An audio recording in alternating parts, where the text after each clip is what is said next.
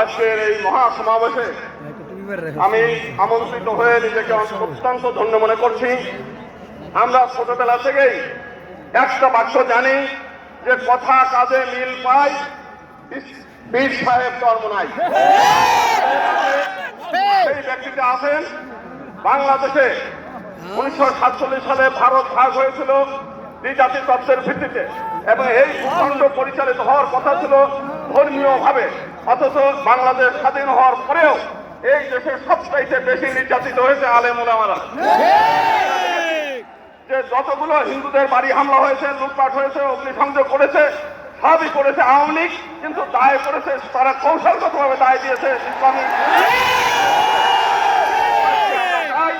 যে আজকে যে বৈষম্য বিরোধী যে আন্দোলন, সেই আন্দোলনের ফলে আজকে একটা মুক্ত বাংলাদেশ আমরা পেয়েছি। আগামী দিনের বাংলাদেশ চরমোনাই হুজুরের বাংলাদেশ।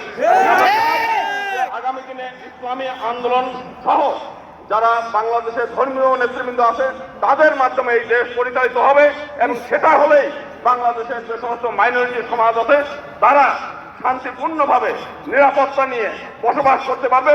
সেটা আমরা অতীত ইতিহাস থেকে আমরা দেখেছি, 1971 সালেও দেখেছি, পরবর্তীকালে এই 5 তারিখের ঘটনা আমরা দেখেছি যে আপনারা প্রত্যেকটি মন্দির পাহারা দিয়েছেন, গঞ্জের সমস্ত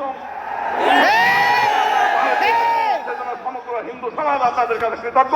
আমরা চাই আগামী দিনে আপনাদের মাধ্যমে এই দেশ পরিচালিত হবে, তবেই আমরা একটা সুখী, সমৃদ্ধিশীল এবং অসাম্প্রদায়িক বাংলাদেশ পাবো। জাতীয় যুব কনভেনশনের পর্যায়ে গুরুত্বপূর্ণ বক্তব্য নিয়ে আসছেন ইসলামী আন্দোলন বাংলাদেশের মহতারাম কেন্দ্রীয় সভাপতি